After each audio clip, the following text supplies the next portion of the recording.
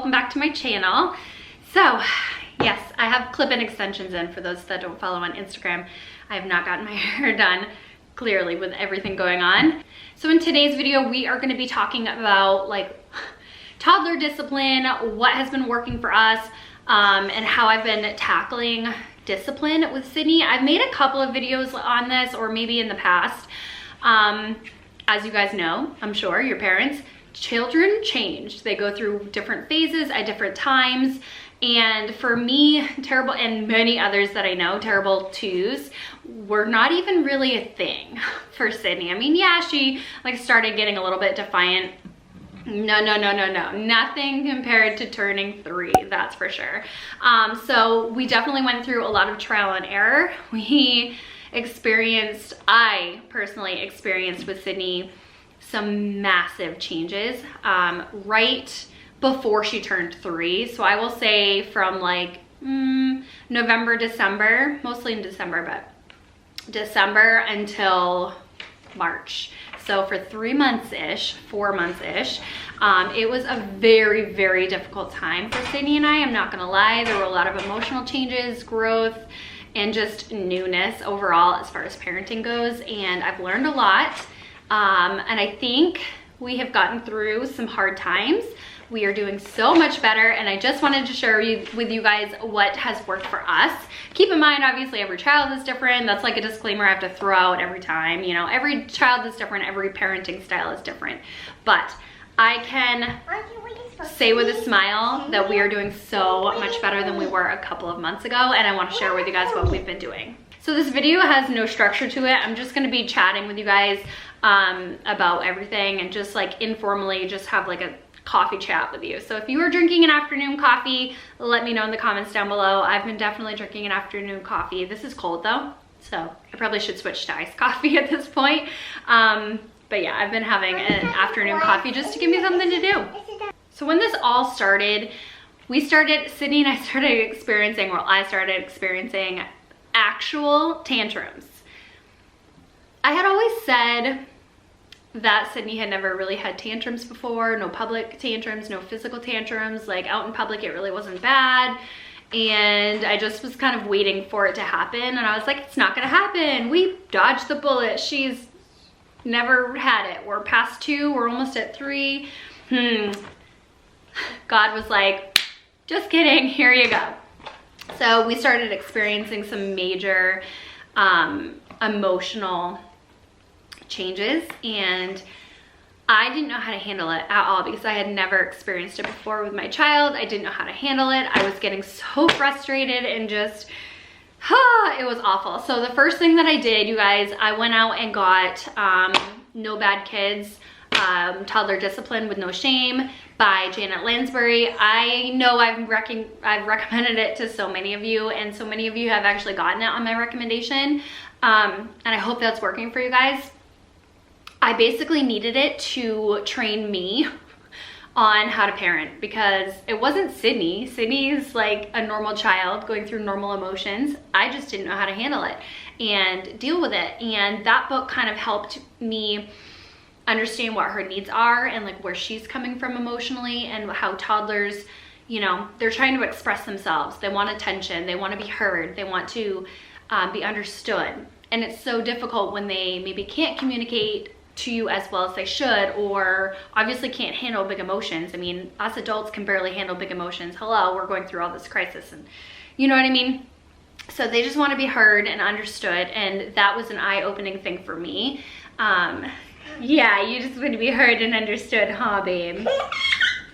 So one big thing for me, I will say, is giving in to a lot of little triumphs every single day. Like, so I have been allowing her to have little wins here and there, even if it is something that maybe like is sort of annoying. I'm not gonna lie, I'm gonna use those words, but it's okay. Sometimes you have to just let them have little wins here and there, even if it means it takes us, you know, twice as long to get a task done.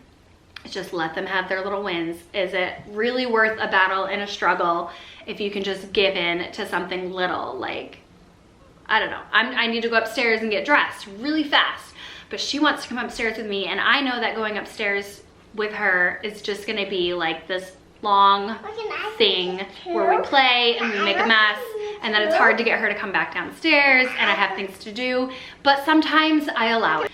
So it's just little things like that, like little wins. I don't even know what other examples I have off the top of my head. You guys know what I mean. I don't know, like you're trying to get a task done and you know it's gonna be quick, but then they wanna help you or they wanna do something and you're like, okay, fine, I give in, I'll let you have this little win. And it makes them feel so good. And I'm not talking about things that, like you stand firm on things that you actually don't wanna do, but if it's something that's harmless, then sometimes they can win. It doesn't mean they get their way all the time, you know what I mean? Another thing I had to do was really stay firm and discipline. I thought I was disciplining well because I would get upset and I would say no, or I would just like try to tell her no all the time and try to be the disciplinarian, and no, that wasn't discipline. That was me just being like having no structure and me just being upset all the time. Toddlers thrive on structure. They thrive on discipline and knowing what to expect and when to expect it. And that also is something that I learned in the book, as well as like researching online. I was not disciplining well enough. Like I thought I was giving structure, but I wasn't. I had to be very structured on my discipline and be very predictable and give specific consequences for specific actions and stick with it and stay firm. So, what I was doing before was getting very upset, and what I noticed with Sydney, like if we were in front of other people, if we were at friends' houses, if we were at a family's house, Sydney gets very, I don't even know if the word is embarrassed, but she definitely does not like anyone looking at her if she's misbehaving. If she knows like I'm trying to rein things in, but there are other people around, she will literally just stare at people in the room and then act out or hit me or throw something or just act out extra if she knows someone else is watching. It's like she almost gets embarrassed or ashamed. Like the book title says, Toddler, Discipline with No Shame. So if I am having to rein her in front of other people, what I'm trying to do is remove us from that situation, bring her into another room, close the door, go around the corner for like just a barrier, and just have it to be her and I, so that she can focus on mommy instead of worrying about what other people are thinking or watching. So that is a big thing I've noticed with her. Just keep looking at your child. You know what triggers your child. You know what situations are gonna be worse. I don't even know if that's a common thing or not, but that is a thing with Sydney that I've noticed and observed. It gets worse in front of other people. So I have to remove us from a situation where other people are around us and go find our own space. Another thing is getting on her level and like actually making physical eye contact with her and hearing her out and nodding and repeating what she says and like giving her affirmation, like, I know what you're saying. I'm gonna repeat to you what I think you're trying to tell me, and say, I understand, or I understand you're upset because such and such happened, and whatever. Like if she's upset because something broke, her tower fell, or whatever it is. I can't even give an example. Okay, I'm sorry you're upset because your tower fell. That makes you upset. Giving her confirmation that I know what she's going through. I hear what she's saying. I'm sorry you're feeling said way about this, and how can I help you? Or I would like to help you. Or maybe it's something that you actually said no to because it's a danger, or it's an actual no, like no more screen time. You know, you're gonna have to let them cry it out for a little bit, get on their level, explain to them, like say, I'm sorry you're feeling that way, and I'm very sorry you're upset that I said no. No TV. Let's go play with a puzzle instead, or whatever it may be. But I also had to make sure that I was creating structure if there was going to be some incidents that happened where I have said no throwing and she continues to throw. There's going to be a timeout. So what I like went away from timeouts for a while because they weren't working for Sydney at all. It was just absolute madness, timeouts were not working for us. It was making things way worse, and it happened all day long. And the reason why I say they weren't working for us is because I hadn't established any sort of boundaries and structure before I tried to do timeouts.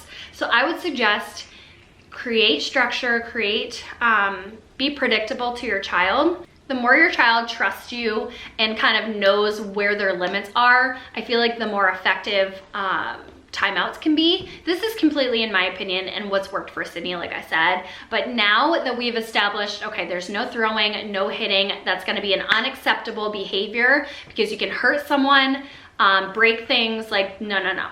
So what I've done too is also set a timer on my phone for 3 minutes since she's 3 years old. And I will literally set my phone with the timer on right next to her in her timeout spot, and she hears it go off when it goes off, and then I come up to her and I get on her level and we explain, well, I explain while I'm putting her in timeout. You're in timeout because there's no hitting. You're in timeout because I said no throwing. You're gonna be in timeout until that timer goes off. And just explain to her, I reiterate that behavior is unacceptable again. That's why you had a timeout. And then I make her give me a hug. I say, I love you. Let's regroup. So that is the thing. I've implemented timeouts again because they started working. The first couple of times, yes, she would scream and holler and throw and try to get out of timeout, but I would just sit right in front of her and literally nonstop put her back in timeout, put her back in timeout. And now she sits there, no problem. I can go around the house and she sits in her timeout spot, no problem. But for a while, for a little bit in the beginning, that wasn't the case. But I just repeatedly put her in that timeout spot, put her in that timeout spot. There's no toys, no blankets, no TV, no nothing while you're in timeout, of course. And then I have a designated spot for her. A lot of people I know get a designated chair. You do whatever works for you. I don't know if I've mentioned this a ton on my channel because I want to be respectful to Sydney and I want to, you know, maintain some level of privacy, like some level. But Sydney was now, a hitter. So she would hit and push very often, and she would mostly do it to me. She's done it to her very close friends before, not other kids. I've noticed she doesn't do it to any other kids, but she does do it to like her best friend. And I think that they're just like siblings and she's comfortable with them. And she did it to me as well. And that was one thing that I didn't know how to get her to stop. And she would hit and I would get upset and I would hold her hands and I would get in her, you know, be in her face, like on her level and say, no hitting, hitting hurts. And she would still hit and I would raise my voice, I'm not gonna lie. I would raise my voice and I would get so upset, like, why are you not understanding hitting is unacceptable? So what I found online when I was like researching and just kind of at my wit's end about it is that a lot of times, now I have no idea if this is relative, like this is for all cases, but a lot of times kids hit out of fear, and it might happen, it might not happen when they're younger, it might develop when they're older, or it might be something that happened when they were younger and they're like fearful, so they hit. It's like a reaction. It was something that she had done because she was scared, and Sydney has had social anxiety when she was little, very little, and would cry all the time and would always be fearful in like public situations and just like be scared of other people and being in public and just social anxiety. And I know that stems from her childhood because it was a rough situation here until things kind of calmed down. So Sydney has always been like a space person. She doesn't like to be hugged. Like if her little friends come up to her and hug her, she's like kind of pushes them away. She wants space. It's just her bubble. She needs to be in control of what's going on around her. And I have to respect that 100%. So anyway, she would hit out of fear. Even if she knew hitting was wrong, she would still like swat and hit. So what I have done to kind of calm that down is allowing her to know that she is safe, she is okay.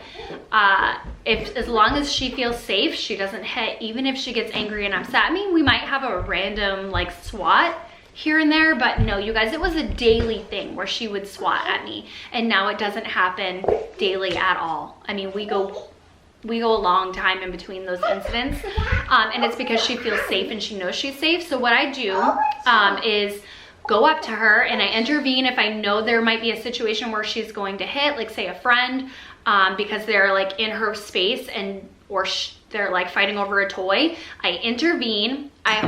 Oh, that could have been a disaster. I bear hug her from behind. But anyway, what I do is I go up from behind her, so her back is against my chest, and I hold her hands in gently. I try not to hold them too hard. And then I just say, you're okay. Take a deep breath. You're okay. I'm not going to allow you to hit. You're safe with me. It's okay. And if she's mad at me, same situation. I kind of hold her and restrain her, but not hard physically, like hurting her or anything, but I calmly hold her in and I say, it's okay, take a deep breath, and I might sing her a lullaby. She might freak out still, but she will eventually calm down and she stops hitting. As long as they know they're safe to express their emotions, they're safe with you, they don't have to be afraid of you. Yelling was exacerbating all things. So yelling was like the #1 trigger for her hitting. So I had to calm down. Instead of getting upset, I would have to calm myself down and not yell and use my inside voices.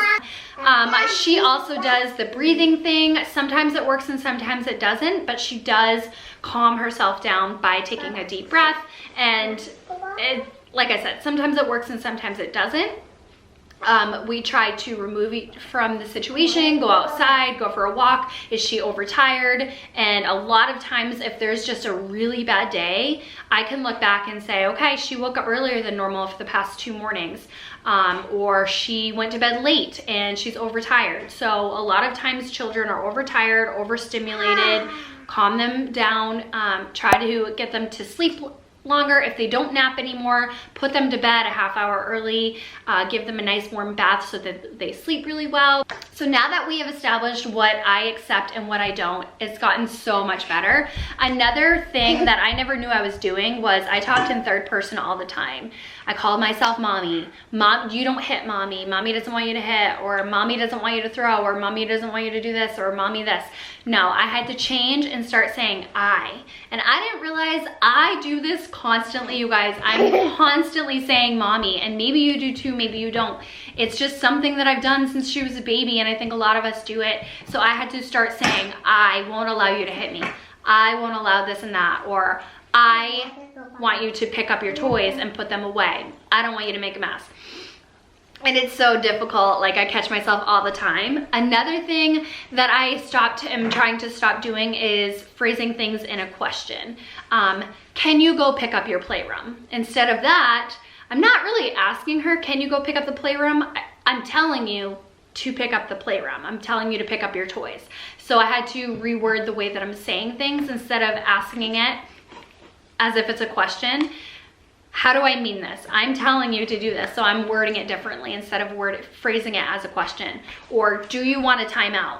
No, I stopped doing that as well. Instead of saying, do you want a timeout? I'm saying, if you continue to do this, you are going to get a timeout. So like simple things like that, creating that structure, creating those boundaries, and setting those clear cut and dry rules has been huge.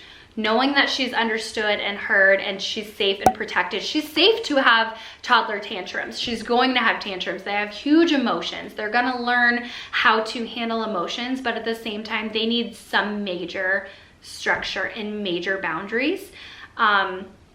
Yes, we have good and bad days still, of course. They are children. I have good and bad days. I am an adult. We're not gonna have a bad day. We're gonna have a good day, huh? They need so much love and attention, and if that means, you know, taking a break from doing dishes or laundry for a little bit and just holding them, reading them a book, giving that one-on-one attention for a few minutes makes them feel so loved and so appreciated, and it helps get us through our day. I definitely have a very structured, I definitely am trying way more to take a break from work or take a break from whatever I'm doing and giving her my undivided attention for a little bit, and then saying, after we read this book, I'm gonna go finish doing the dishes, or I'm gonna fold the laundry, or whatever it is, so that she knows she has that structure, she has those boundaries, she has that attention to, and knowing that I'm the boss. So I don't know if this video helps you. I just wanted to share with you guys what has been working for us and what has gotten us through the terrific 3s so far. I've seen the most beautiful change in Sydney over the past month. It's just so refreshing to see the change in her, and she respects me, she loves me, she knows she's safe with me, whereas that wasn't the case for 3 months. That wasn't the case. It was mommy getting angry, mommy, you know, not like, it just wasn't the case. So I don't know. I hope this video helped you guys. If you have some sort of techniques or what works for your children, leave them in the comments down below. Also, book recommendations, leave them in the comments down below. I'm always wanting to kind of learn more about Sydney, what may work for her age and understanding her and kind of how her little brain works. So if you guys have suggestions, definitely leave them in the comments down below. Make sure you're subscribed to my channel. Give this video a thumbs up. And I'll talk to you in the next video. Bye, guys.